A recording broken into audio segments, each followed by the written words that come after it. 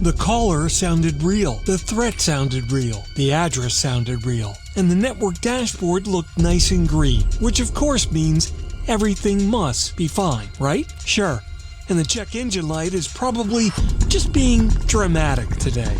Today I want to talk about trust gaps in emergency communications. You know, that uncomfortable space between what something appears to be and what's actually happening. Because a swatting call can sound real, a 911 network can look healthy, and a location record can appear to be correct. And you've got the vendor who says, hey, everything looks normal from our side. One of my favorite phrases in the public safety horror genre.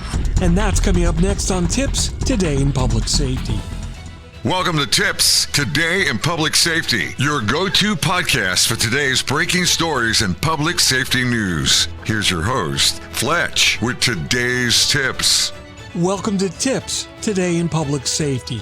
This is Fletch. I'm an NINDA-certified ENP, and every Monday, Wednesday, and Friday, I try to bring you the latest, most informative, and sometimes a bit controversial takes on emergency communications.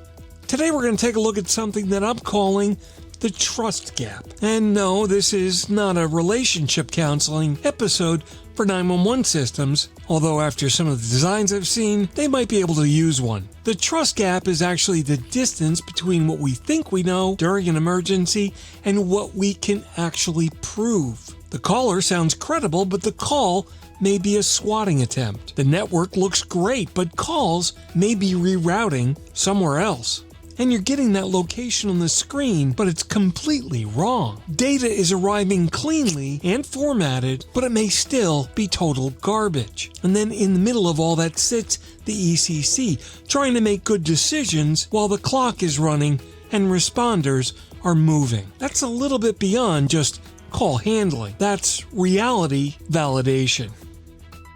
When what's fake sounds totally real. Let's start off with swatting. Swatting's not a prank. It's no longer some bored kid with a headset and bad judgment. Swatting's a deliberate attempt to manufacture an emergency response. The attackers know how public safety works. They know the words that trigger urgency. You know, active shooter, bomb, hostage, weapon, school. They know that 911 dispatchers can't just say, hang on a second, this sounds a little hinky. Let me check the vibes on this. No, public safety's got to take their threats seriously. And that's not a weakness. That's actually the mission. But today, that mission's being exploited.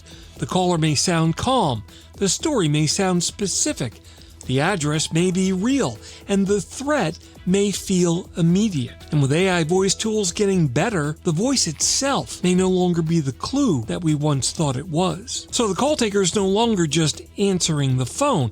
They're trying to validate reality and do that in real time. And let's be honest, nobody in the ECC was just sitting around saying, you know what we need? We need more high-stakes ambiguity during shift change. Yet, here we are. When the network seems just fine. Now let's take a look at the other side of the trust gap. Sometimes that caller is actually real, as is the emergency, and the thing betraying you is the network. You see, technology's got that special way of lying very politely. It doesn't burst into the room and say, hey everybody, I'm broken. No, it smiles at you through a green dashboard. Trunks are all up, circuits look clean, and the status page says operational. You check with the provider and they say no known issues. But that phrase needs to come with spooky background music, because sometimes no known issue is just a term for the issue hasn't found the right person yet. Now, from the public's perspective, none of this matters.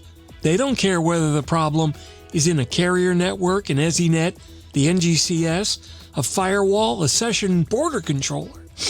A session border controller, some routing table, or a carrier's cloud platform. You know, some mystery box in a rack that's been blinking since 2018. No, they call 911 and they expect help. That's the standard. And that's why verified redundancy matters. Not brochure redundancy, not sales meeting PowerPoint redundancy. No pretty diagrams with arrows and buzzwords. Just tested redundancy. So if your failover plan has never failed over, It's really not a plan. It's what I call theory with confidence issues. When the screen looks official. Now, let's talk about that monitor in front of you, because that monitor can lie too. Not that it's doing it intentionally, of course. That thing only shows people what it's been fed. But that is what the problem is. If the location record is wrong, the screen displays that wrong record beautifully. If the callback number is bad, it's presented to you with total confidence. If the map plots the wrong place, it doesn't look embarrassed. It just sits there looking official because it's done its job. Next Generation 911 is going to bring more data into the emergency communications path than ever before. Better locations, better routing, text, images, video, IoT sensors, and building and alarm data. Maybe if you're lucky, even AI-supported summaries. That's powerful stuff. But more data by itself is not automatically better. More accurate data is better. More validated data is much better. More timely data is even better than that, and more usable data is probably the best you can ever hope for. But more random stuff just dumped into the ECC on top of an emergency isn't modernization. I think it's called digital confetti. And nobody needs digital confetti while they're trying to dispatch police, fire, or EMS. Reality check. Here's the reality check. Public safety cannot operate on blind trust anymore. Not blind trust in the caller, blind trust in the network, not blind trust in the vendor dashboard, and not blind trust in the location record. And definitely not blind trust in the phrase, everything looks good from our side. Now, trust still matters. Emergency communications is built on trust. The public trusts that 911 will always answer. Responders trust that dispatch will send them to the right place. And ECCs trust that the network will deliver the call. But trust without the verification is how we get surprise. And public safety doesn't like surprises. Swatting taught us that a story can sound real and still be false. And outages taught us that a system can look healthy and still be degraded. Bad data teaches us that a screen can look very official and still be completely wrong. And NG911 teaches us that every new capability comes with some new responsibility. Now, that is not an argument against modernization. That's just an argument for adult supervision during the modernization. And yes, I know, adult supervision ruins some of the fun. Trust me, I know that very well. But it does keep your emergency communication system from turning into a very expensive science project, and doing that at the exact moment that someone needs help. The bottom line. Look, the bottom line is that the ECC is operating in a world where reality is getting harder to verify. Yeah, that call may sound real. The threat may sound specific. The network might appear healthy.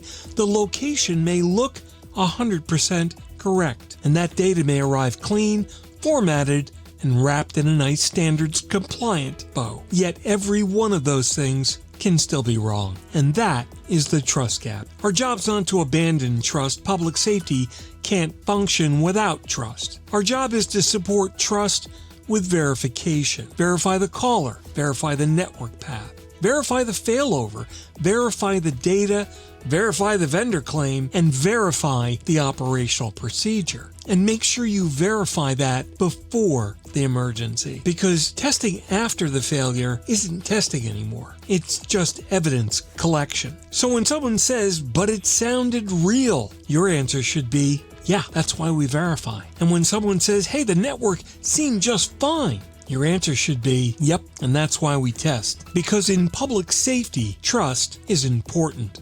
But verified trust saves lives. That wraps up today's episode of TiPS Today in Public Safety. Thanks so much for listening. For more updates and insights, follow me on social media at Fletch911. And visit 911tips.com for a complete archive of my previous episodes. My blogs are available online at Fletch.tv, and my professional website is at Fletch911.com. Stay safe. Thanks so much for listening. Don't forget about our webinar Wednesday coming up at the end of the month. Details at nina.org/events. And if you're in public safety, Thanks for what you do every single day. We'll catch you next time. Take care. You've been listening to TiPS, Today in Public Safety, your go-to podcast for today's breaking stories and public safety news. Hosted by Fletch and available every Monday, Wednesday, and Friday. Catch past episodes on 911tips.com. Be sure to like and subscribe, and remember to join us each week for the latest on NG 911. I am Spider Harrison, the official 911 voiceover dude. Catch me on Sirius XM on various channels, including 90s on 9, the 10 spot, and on the Weekend Countdown on Hits 1. Or don't regret it for the rest of your life. Either way, I'm good.